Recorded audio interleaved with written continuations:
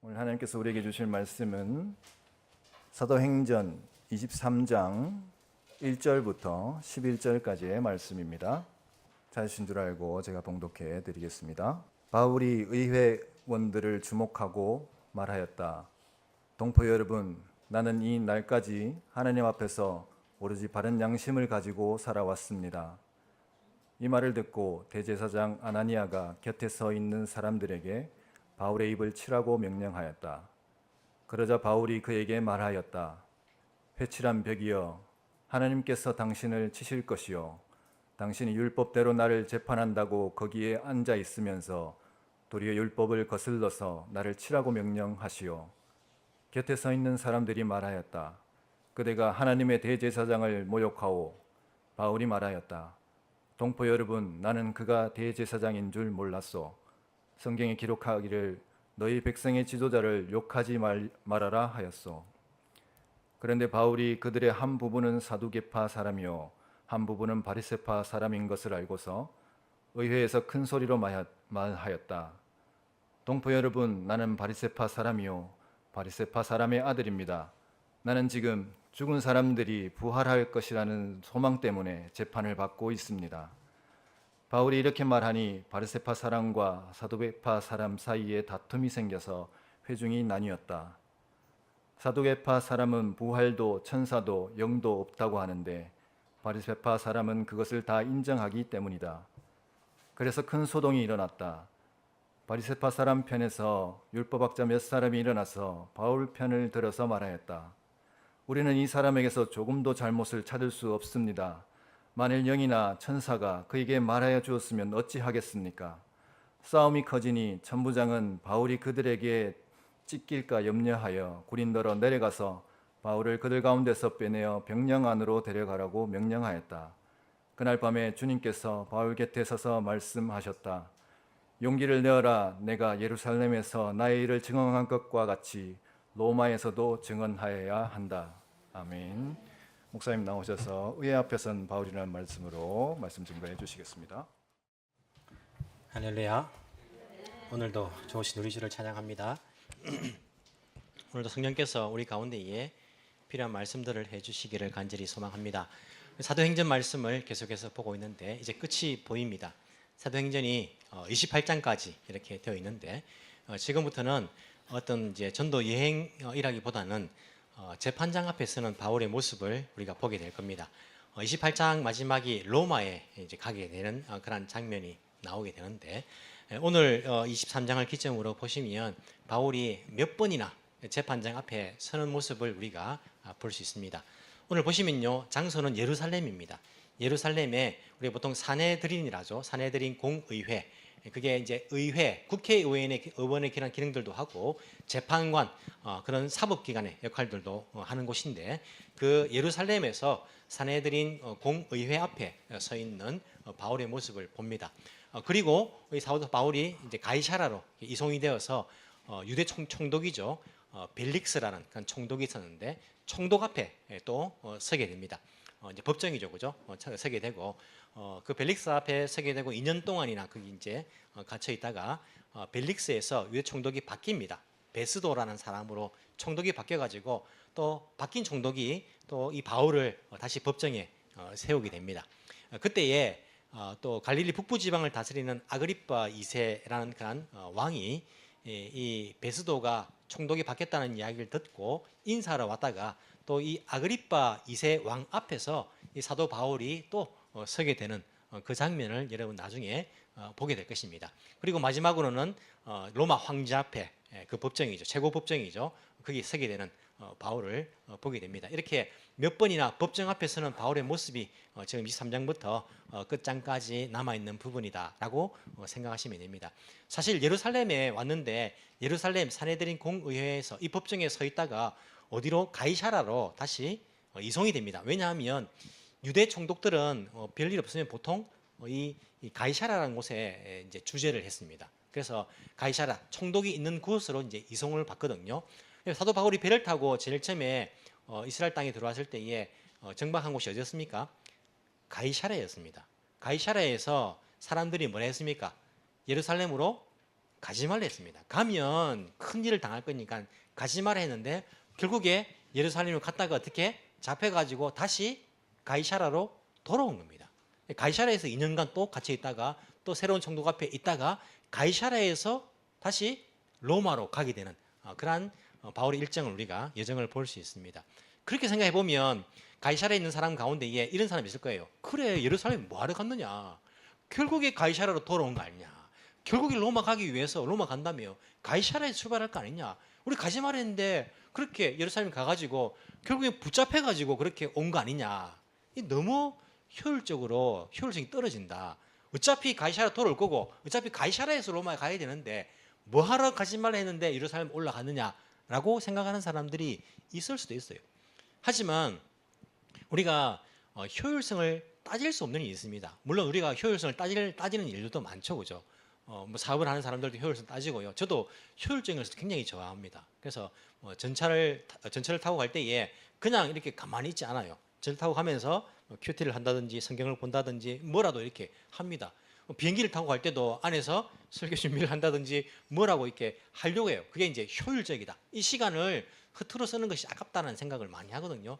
효율성을 되게 좋아하는데 우리가 효율성을 따질 수 없는 일들이 있습니다. 대표적인 예가 전도와 선교는요, 효율성을 따져가지고 하는 것이 아닙니다. 만약에 효율성을 따져가지고 우리가 전도 선교를 한다면 이슬람 국가에는 선교할 수 없습니다. 얼마나 많은 돈들이 들어갑니까? 얼마나 많은 인력이 들어가고 얼마나 많은 시간들이 투자됩니까? 선교사님들이 하는 이야기가 10년, 20년 살았지만은 한 사람도 전도하지 못했습니다. 이런 경우가 많아요.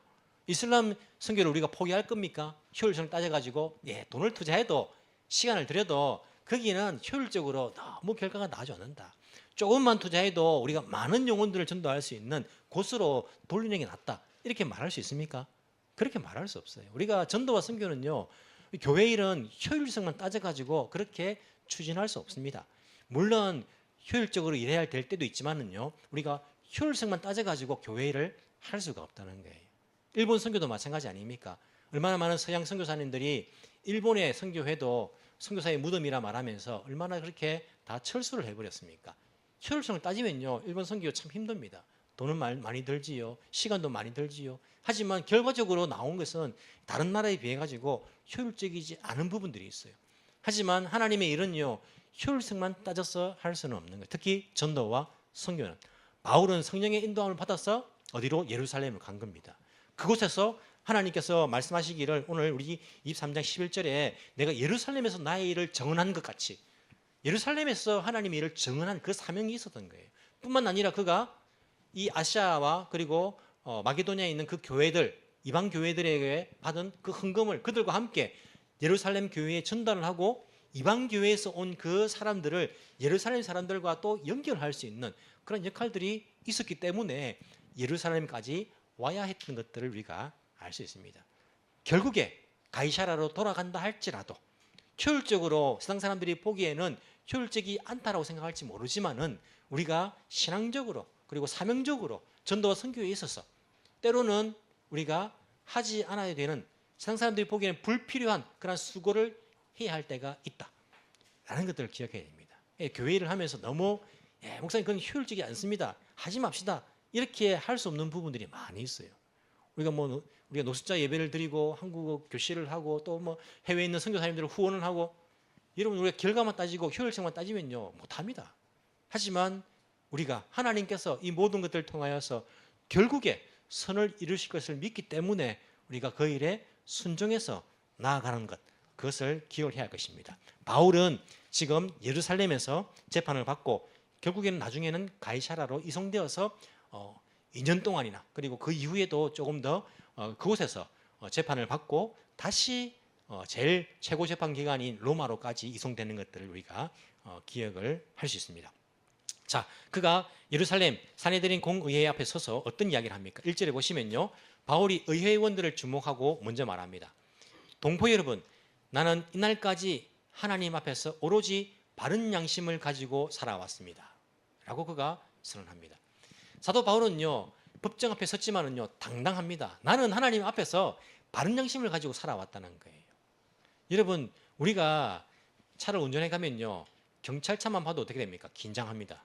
잘못한 거 없는데 차 운전하면요 경찰차만 봐도 긴장을 막 해요. 그럼 법정 앞에 서본 적이 있습니까? 보통 사람들은 법정 앞에 설 일들이 잘 없어요. 드라마 통해서 막 보지 않습니까? 저는 법정 앞에 선 적이 있어요. 피고로 선 게 아니고 정인으로 정인석에 이제 선 적이 있는데 법정 앞에 서 보시면요 긴장됩니다. 긴장됩니다. 내 자신이 아닌 것 같아요. 뭔가 홀린 것 같아요, 진짜. 그래가지고 내가 하고 싶은 말들을 못 해요. 못 하고 나와가지고 내가 뭘 했지 막 이런 생각이 들어요. 긴장을 많이 해가지고 법정 앞에 설 때에 보통 사람도요 아마 이 긴장하는 마음들이 클 거예요. 하지만 사도 바울은요 법정 앞에 앞으로도 계속 서게 될 것인데 총독 앞에 왕 앞에 황제 앞에 서게 될 것인데 어디 서든지 간에 바울은 당당합니다. 그리고 믿는 사람들은요 당당해야 됩니다. 그가 당당할 수 있는 이유가 무엇입니까? 하나님 앞에서 그는 바른 양심을 가지고 살아왔다는 거예요. 진리를 따라 사는 삶을 살았다는 거예요. 여러분 우리가 누구 앞에 서든지 어떤 상황에 서든지 당당할 수 있는 이유가 무엇입니까? 하나님 앞에서 바른 양심을 따라 진리의 길을 따라 살아온다면요 당당할 수 있습니다. 왜 우리가 삐죽삐죽합니까? 내가 가는 길이 진리가 아니라는 생각 때문에 내가 지금 무언가 이 세상의 가치를 따라서 뭔가 잘못 살고 있다는 생각이 들면요 교회 와도 당당하지 못하고요 그리고 누구 앞에 서도 당당하지 못하고요 어떤 상황 가운데 당당할 수 없는 경우들이 많이 있습니다. 예수 믿는 사람들은요 당당해야 됩니다. 그냥 성격적으로 당당한 게 아니고 잘못해도 당당한 사람도 있잖아요. 성격적으로. 그게 아니라 우리가 하나님 앞에서 양심을 따라 진리의 길을 걷고 있기 때문에 당당할 수 있어야 합니다. 여러분 진리의 길을 걷는 사람은요 당당합니다. 누구 앞에서도요 어떤 상황이 벌어져도 당당합니다. 왜? 내가 잘못한 것이 없으니까요. 사도 바울이 사람을 죽여가지고 이 법정 앞에 섰습니까? 누굴 때렸습니까? 사기를 쳤습니까? 그가 죄를 지어서 이렇게 선 게 아니라 진리의 길을 따라 오다가 이렇게 서 있기 때문에 그는 당당합니다. 유대 총독 앞에서도 당당하고 로마 황제 앞에서도 그는 당당합니다. 하나님 앞에서 진리의 길을 따라서 바른 영심을 가지고 살아왔기 때문에 당당할 수 있는 거예요. 예수님께서 우리에게 말씀하시기를 너희들은 비둘기처럼 순결하고 뱀처럼 지혜로워라. 이렇게 비둘기처럼 순결하게 하나님 말씀을 따라 진리의 길을 따라갈 수 있는 사람, 진리의 길을 따라 사는 사람들은요 어떤 상황에서도 남들은 다 긴장을 하고 남들은 다 어떻게 되면 어떻게 하나 걱정을 해도요 당당할 수 있습니다. 예수 믿는 사람으로서요 진리의 길을 따라 당당한 삶을 살 수 있기를 바랍니다. 누구 앞에서도요 어떤 상황 가운데서도요 나는 당당하다. 왜? 지금까지 나는 말씀 따라서 진리의 길을 따라서 바른 영심을 따라 살아왔기 때문에 당당하게 살아올 수 있다는 겁니다. 2절 이 말을 듣고요 대제사장 아나니아가 대제사장이 바뀌었죠, 그죠? 예수님 시대 예수님께서 이제 그 십자가에 달릴 때에 그때 재판관하고 바뀌었는데 아나니아라는 사람이 대제사장이었습니다. 그 곁에 서 있는 사람들에게 뭐라 합니까? 바울의 입을 치라고 저 황당한 말을 하고 있는 바울의 입을 치라고 그렇게 명령을 합니다. 자 그러자 바울의 반응이 어떻습니까? 3절 바울이 그에게 말합니다. 대제사장 아나니아에게 말합니다. 회칠한 벽이요. 무슨 말입니까? 속에는 썩어 있는데 겉만 번지르하다는 거예요. 속에는 썩어 있는데 겉만 번지르한 사람이라는 거예요. 아나니아에게 하는 말이죠. 회칠한 벽이요. 하나님께서 당신을 치실 것이요. 당신이 율법대로 나를 재판한다고 거기에 앉아 있으면서 도리어 율법을 거스려서 나를 치라고 명령하시오. 이렇게 이야기하는 거예요. 무슨 말이냐면 율법을 보시면 유죄 판결을 받기 전에는 그 하에게 형벌을 가할 수 없는 것이 하나님의 율법, 구약의 율법입니다. 유죄면 형벌을 가하지만은 유죄 판결이 있기 전에는 형벌을 가할 수 없는 거예요. 사도 바울이 이미 유죄 판결을 받았습니까? 아닙니다. 유죄 판결 전이에요. 우리가 보통 뭐 사도 바울이 로마로 죄인이 되어서 로마로 갔다는데 엄밀히 말하면 죄인으로 간 게 아니고 피고로서 갔습니다. 피고. 고발당한 사람으로 갔지 유죄 판결은 받지 않았어요. 지금 상황도 그가 유죄 판결을 받지 않은 고발당한 피고 입장이에요. 그때는 형벌을 가할 수 없는 것이 율법입니다. 율법이 그런데 이 대제사장은 자기가 율법에 의해서 이 사도 바울을 재판한다 말하면서 자기가 율법을 어기고 있는 일을 하고 있는 거예요. 사도 바울이 너는 율법을 가지고 재판정에 앉아 있으면서 율법에 어긋난 일을 하느냐 이 회칠한 벽이여 라고 이야기하는 것입니다. 사람들은 그런 경우도 많아요. 자기가 하나님 말씀대로 살지 않으면서 하나님 말씀대로 살지 않는 사람들을 굉장히 비난하는 경우들이 많아요. 회칠한 벽입니다. 자기의 속은 썩어 있는지 알지 못하면서 다른 사람들에 대해서는 어떻게 그렇게 자기가 재판관이 되어가지고 판단을 하는지 몰라요. 저 사람 저래가지고 무슨 예수 믿는다고. 저 사람 저래 가 무슨 목사를 한다고. 저 사람 저래 가지고 무슨 성경책 들고 일요일마다 교회 간다고. 하지만 자기의 모습은요 마찬가지예요. 자기도 그렇게 살지 못하는 모습일 때가 많지 않습니까? 우리가 이렇게 대제사장 아나니아처럼 그렇게 신앙생활할 때가 많아요. 자기 모습은 자기의 불법은 보지 못하고 다른 사람들의 그 불법을 신랄하게 그렇게 비판하는 경우들이 얼마나 많은지 모릅니다. 자, 이렇게 말을 합니다. 그렇게 하자 4절에서 또 곁에 있는 사람들이 반응을 합니다. 곁에 서 있는 사람들이 어떻게 말합니까? 그대가 하나님의 대제사장을 모욕하는 것이냐라고 이야기합니다. 너가 회칠한 벽이라고 말한 이 사람은 대제사장인데 그 사람을 모욕하는 것이냐 이렇게 말합니다. 바울이 반응합니다. 5절 동포 여러분 나는 그가 대제사장인 줄 몰랐어. 성경에 기록하기를 너의 백성의 지도자들을 욕하지 말아라 하였어. 무슨 말입니까? 자기 잘못했다는 거예요. 나는 대제사장인 줄 몰랐다. 성경에는 율법에는 지도자를 욕하지 말라고 되어 있는데 만약 내가 그랬다면 미안하다. 난 몰랐다. 이렇게 이야기하고 있는 것입니다. 학자들은 이야기합니다. 사도 바울이 진짜 그가 대제사장인지를 몰랐을까? 진짜 몰랐을까요? 이게 이제 반반 나눠집니다. 진짜 몰랐다는 사람은 급하게 모인 재판장이에요. 그래서 대제사장이 그런 법복이죠. 원래 이제 그 옷은 로마 이제 총독이 이제 즉 예루살렘 보관을 하고 있다가 정식으로 재판이 열리면 이제 갖다 준다라고 이렇게 되어 있더라고요. 그래서 너무 급하게 모여가지고 그 옷도 입지 않고 실제적으로 사도 바울이 자기 몸에 가시가 있잖아요. 그 가시를 안질이 이제 있다. 이렇게 눈에 눈병이 있다라고 이렇게 보는 학자들이 많이 있거든요. 사도 바울이 눈도 좋지 못하고 그가 정식 재판이 아니었기 때문에 알아보지 못했다. 그리고 오랫동안 예루살렘에 방문하지 못했고 대제사장이 바뀌었기 때문에 그가 대제사장인지 정말 몰랐다라고 하는 학자가 있고 또 한 학자는요. 또 어떤 학자들은 몰랐을 리가 없다. 재판장 중앙에 앉아 있는데 대제사장이 당연히 앉아 있는 것이고 그가 당연히 명령하는 것이고 보면 누구나 보면 옷을 입지 않았어도 그가 대제사장인 것은 누가 봐도 아는데 사도 바울은 모르는 척하면서 우리가 흔히 말하는 소위 말하는 돌려까기를 한 것이다.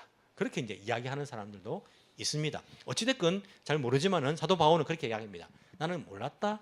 그러면서 내가 그를 비난한 것 이것은 율법에 의해서 잘못된 것이다.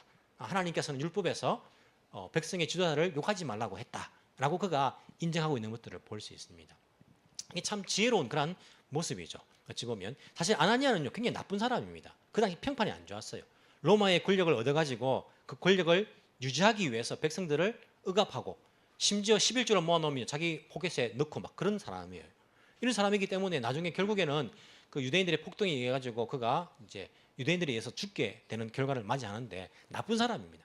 나쁜 사람임에도 불구하고 사도 바울이 감정적으로 대처하지 않고 굉장히 지혜롭게 이렇게 대처하고 있는 모습을 우리가 볼 수 있어요. 우리 보통 우리가 이 정도 되면요 감정 싸움으로 갑니다. 그렇지 않습니까? 야, 저 입을 쳐라. 그러고 회칠한 이 벽이야 하면 서로가 이제 뭐 사건은 잘잘못은 이제 뒤로 치쳐주고 감정 싸움이 되는 거예요. 예를 들어 이 자리에서 뭐 제가 이야기하는 거예요. 누가 이야기하는데 저 사람 입 치세요. 이렇게 제가 이야기하는 거예요. 그럼 그분도 기분 나쁘잖아요. 입 치라 말하는데. 아니 목사님 말이야. 목사님은 11조 목사님 도둑질하고 도둑질 안 하면서는요. 그냥 도둑질하고 회칠한 벽이요. 막 이렇게 그 사람 또 나한테 막 말하는 거예요. 그럼 어떻게 됩니까? 또 기분 나빠가지고 이 사탄아 물러가라서 또 서로 막 사탄이라면서 막 이 감정 싸움이 되는 거예요. 보통 그렇지 않습니까? 기분 나쁜 거예요. 사도 바울은 감정대로 감정 싸움 휘말리지 않고 그가 딱 여기에서 멈추는 것들을 볼 수 있어요. 왜 그렇습니까? 그는 하나님의 말씀을 따라 사는 사람이기 때문에 진리를 따라 사는 사람이지 감정을 따라 사는 사람이 아니라는 거예요. 우리가 얼마나 감정에 휘둘릴 때가 많습니까? 기분 나쁜 말을 들으면 그 말 때문에 우리가 그 사람을 적으로 보는 거예요. 기분 나쁜 말을 들었으니까 이 사람에 대해서 내가 또 비난하는 것입니다. 나의 자존심을 상하게 했기 때문에 이 사람은 나쁜 사람인 거예요. 거기에 휘둘려가지고 이것이 누가 잘못했고 누가 잘했고를 떠나버리는 거냐. 그냥 감정 싸움에 휘말리는 거예요. 사도 바울은 그게 아니라 여기서 딱 멈춥니다. 하나님의 말씀 따라서 나는 몰랐고 지도자를 비난하면 안 된다라고 인정하는 모습을 볼 수 있어요. 우리가 감정에 휘둘려서는 안 됩니다. 그럼 감정이 여러분들을 컨트롤해서 되겠습니까? 우리가 믿음으로 감정을 컨트롤해야지 사람이 감정에 컨트롤 당해서 되겠습니까? 감정에 의해서 컨트롤 당하면요 올바른 판단을 할 수 없을 경우들이 많아요. 잘못된 판단을 할 때가 많습니다. 우리는 감정에 휘둘리지 않아야 돼요. 하나님 말씀에 딱 기준을 세워가지고 말씀 따라 거기에 우리가 순종하며 나아가는 것이 어디서든지 당당할 수 있는 그러한 이유인 것을 알아야 됩니다. 사도 바울이 그렇게 딱 정확하게 이야기하고 있는 것들을 볼 수 있어요. 자, 그러면서 그 어떻게 이야기합니까? 근데 바울이 그들의 한 부분은 사도계파고 한 부분은 바리새파 사람인 것을 알게 되어가지고 그가 큰 소리로 말합니다. 동포 여러분, 나는 사실은 바리새파 사람인데 지금 죽은 사람의 부활할 것이라는 소망 때문에 재판을 받고 있습니다. 사도 바울은 참 지혜롭게 이렇게 이야기하고 있는 거예요. 왜냐하면 그가 부활에 관한 것, 이런 바리새인들은요 부활을 믿습니다. 그리고 천사도 믿고 영도 믿어요. 하지만 사도계파는 다릅니다. 사도계파는 이 사람들 신앙적인 사람처럼 보이지만요 약간 정치적인 게 훨씬 더 많은 무리가 되었어요. 대제사장도 그 무리에 속해 있지만은 이 사람들이 사실은 이제 그 아론 계열의 그런 사람들이 아니고 어찌 보면 로마에서 권력을 받아가지고 대제사장 역할을 하고 있는 거예요. 물론 제사장 가운데는 아론 계열의 그냥 그러니까 제사장 계열의 사람들이 있지만은 대제사장과 여기 의회에 모인 사람들은 정치적인 그런 집단들이에요. 이 사람들은 부활도 믿지 않습니다. 영도 믿지 않아요. 그리고 천사의 존재도 믿지 않습니다. 흡사 오늘날 사람들 비슷하죠, 그죠? 이성적인 사람들 비슷하지 않습니까? 모세 오경은 믿어요. 어쨌든 그 믿기 때문에 모세 오경 가지고 재판하는 것이니까 어쨌든 이 두 부류가 다릅니다. 바리새인과 사두개인이 달라요. 의회에서 사이가 안 좋습니다. 이 사람들은 여당과 야당하고 비슷해요. 사두개인들이 주로 권력을 잡고 있고 바리새인들은 조금 권력에서 밀려 있어요. 항상 알력 싸움을 합니다. 그래서 사도 바울이 거기에 불을 지르는 거예요. 나는 바리새파 사람이었는데 나는 죽은 사람의 부활 때문에 이 재판에 걸려 있다라고 말함으로써 이 두 집단이 서로 논쟁을 벌이고 사도 바울이 여기서 빠져나올 수 있는 그런 기회가 되는 거예요. 단순히 이게 사도 바울이 여기서 이 상황을 벗어나는 그런 도구만 된 게 아니에요. 이게 얼마나 지혜로운 거냐면 자기가 왜 무엇 때문에 고소받은 겁니까? 피고가 된 이유가 뭡니까? 죽은 사람의 부활의 문제라고 그렇게 이야기하는 거예요. 이런 이 이후에 벌어지는 모든 재판들을 보시면요 사도 바울이 그 유대 총독 앞에서도 내가 이 앞에 피고 고발을 당하는 것은 죽은 사람의 부활에 관한 것인데 라고 말하면서 그로부터 예수 그리스도의 부활과 우리의 부활의 소망에 관하여서 전도하고 있는 것들을 볼 수 있어요. 총독 앞에서도 아그리빠 왕 앞에서도 똑같습니다. 그가 내가 고소당한 이유가 바로 부활에 관한 것이다 라고 제시를 함으로써 앞으로 되어지는 모든 재판 가운데에 이 사람은 피고 고발의 내용이 무엇이냐? 죽은 자의 부활인데 그로부터 바울이 자기를 변호할 때에 예수 그리스도의 그 부활에 관하여서 복음을 전할 수 있는 그런 기회가 되고 있는 것들을 우리가 볼 수 있어요. 지혜로운 겁니다. 이 지혜가 사도 바울에게서 온 겁니까? 성령께서 주신 거예요. 예수님께서 말씀하시기를 누가 너희들을 잡아가서 재판관 앞에 세우면 무엇을 말할까 염려하지 말아라. 누가 성령께서 너희의 할 말을 입에 담아 주실 것이다. 약속하신 거 아닙니까? 성령께서 그 지혜를 주시는 거예요. 이런 우리가 전도할 때에 내가 저 사람에게 뭐라 말하지? 이러면 고민하지 마세요. 기도하고 입을 열면요 성령께서 말하게 주시는 거예요. 희한하게 나는 별말 안 했는데 그 사람이 믿는 경우들이 있어요. 참 신기합니다. 내가 별말 안 했어요. 그냥 이렇게 뭐 논리적으로 말하지도 않았어요. 그런데 내가 입을 열어서 복음을 전했는데 믿는 사람이 있어요. 내가 논리적으로 장황하게 이야기했는데도 믿지 않는 사람이 있어요. 무슨 말입니까? 나에게 달려있지 않다는 거예요. 내 말 솜씨에 달려있지 않다는 거예요. 우리가 입을 열면 무엇을 말할지를 우리 입속에 담아주십니다. 성령께서. 그럼 제가 일본말을 뭐 이렇게 하긴 하지만은 잘하지 못하는 부분들도 있어요. 제가 성경 용어들은 이렇게 하지만은 일상생활 속에서 막힐 때가 있어요. 더듬거릴 때가 있어요. 희한하게 제가 일본말 제일 잘할 때가 언제인지 아십니까? 일본말로 복음을 전할 때. 저도 신기해요. 복음을 전할 때는요 막힘이 없어요. 누가 데리고 와가지고 목사님 일본말로 복음 좀 말씀해 주세요 하면요 제가 그 자리에서 바로 그냥 일본말로 복음을 전하는데 그침이 없습니다. 이거 아시는 분도 아시겠지만요 확인해 보고 싶습니까? 일본 사람 데리고 오십시오. 오시면 제가 앞에서 복음을 전해 볼 테니까요. 이걸 연습한 것도 아닙니다. 할 때마다 그 내용이 어찌 보면 조금 달라요. 다른데 그 준비된 것도 아닙니다. 복음을 전할 때는요 나와요. 저도 신기해요. 내가 이렇게 일본말 잘했나? 그때가 일본말 제일 잘하는. 내가 내 능력이 아니고 성령께서 복음을 전하는 입술에 그 내용을 담아주시는 것들을 경험할 때가 많아요. 여러분들도 내가 무엇을 말하지 염려하지 마시고 입을 한번 열어보세요. 별거 아닌데 예수님 믿어야지 지금 갑니다. 이 별거 아닌데도요, 그 사람이 그 말을 듣고 주께 돌아올 수 있습니다. 나의 능력에 달려있지 않으면 알 수 있어요. 사도 바울이 주께서 주신 그 지혜, 예수님께서 말씀하셨지 않습니까? 뱀처럼 지혜롭고 비둘기처럼 순결하라. 진리를 따라 사니까요, 어디서든지 당당하고, 그리고 뱀처럼 지혜로운 성령께서 지혜를 주셔가지고 이 앞에서 지혜롭게 말하고 있는 것들을 볼 수 있어요.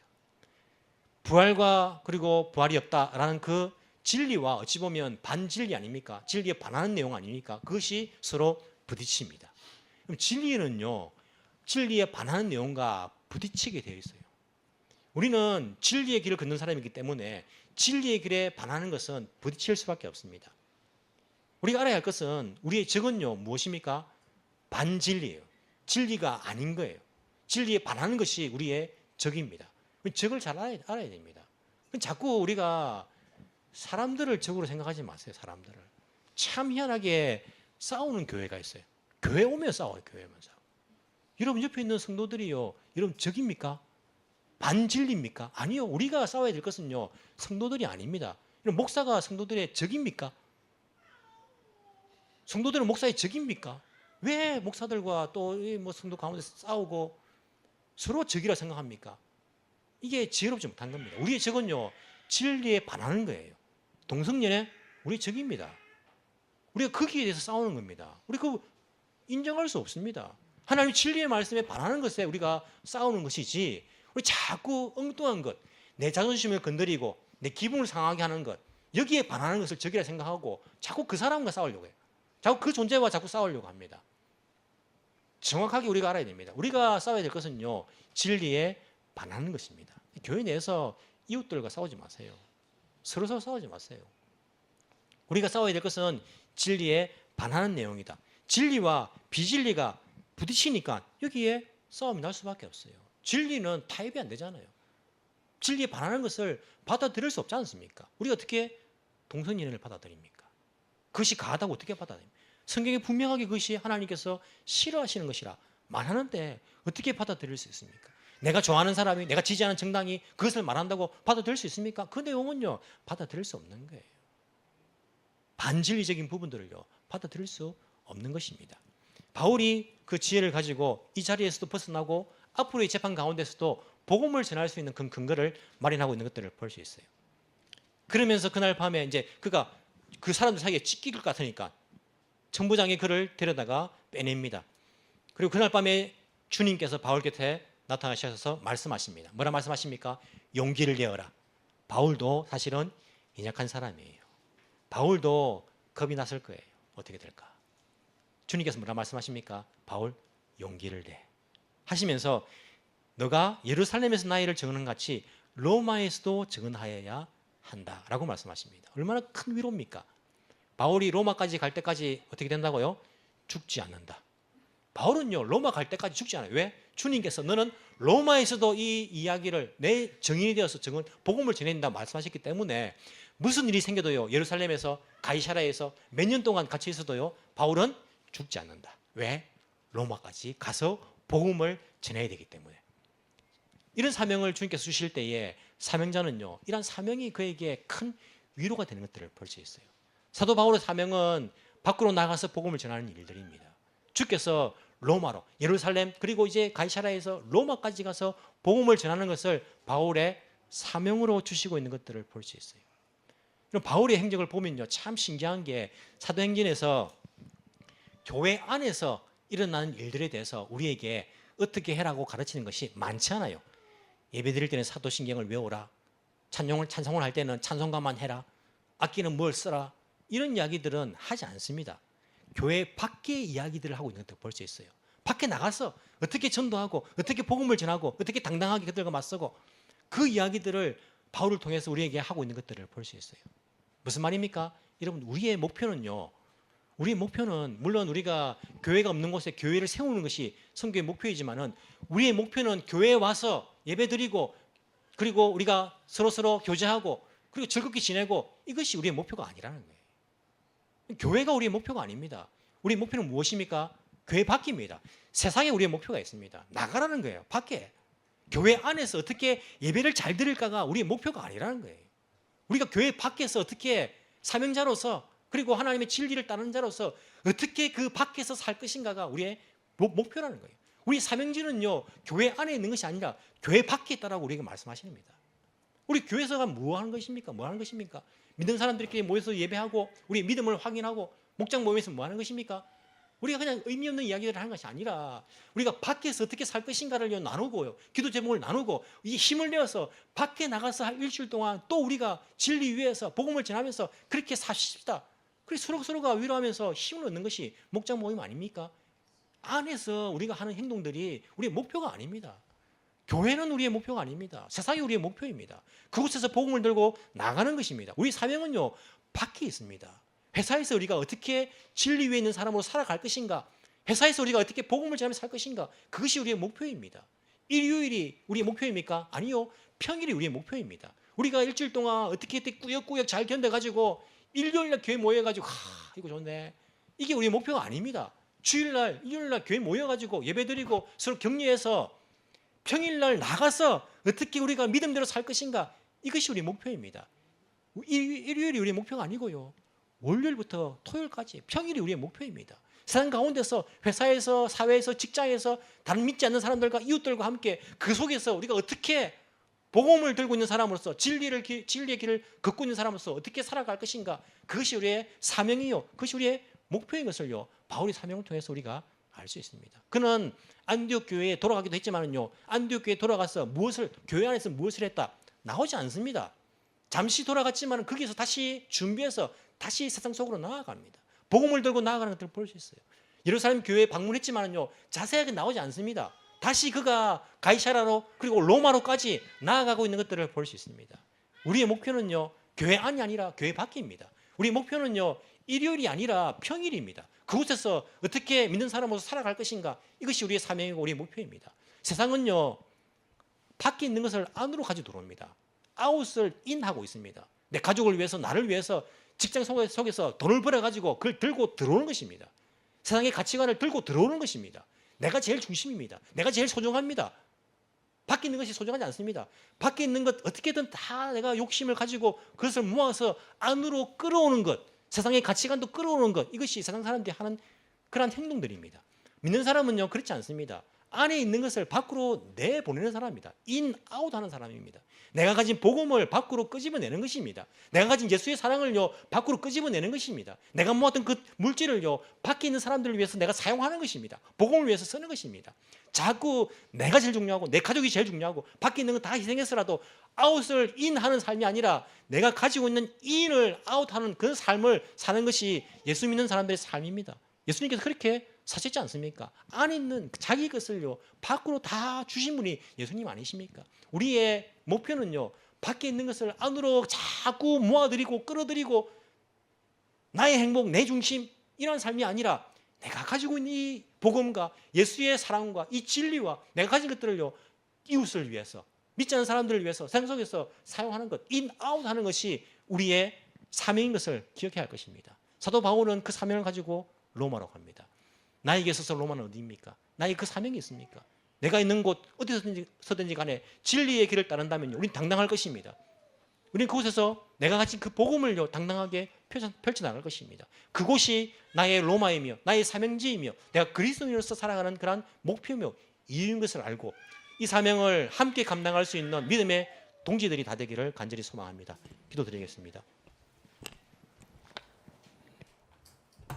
사랑과 은혜가 충만하신 하나님 아버지, 감사합니다. 우리에게 하나님의 그 인을 아웃해 주셔서 우리 예수 그리스도의 생명을 주신 것 감사합니다. 그 예수의 생명, 예수의 사랑을 받은 자로서 우리도 속에 있는 것을 밖으로 끄집어낼 수 있는, 가지고 세상 속으로 나아갈 수 있는 예수님 닮은 사람들이 다 되게 주께서 인도하여 주옵소서. 부족합니다.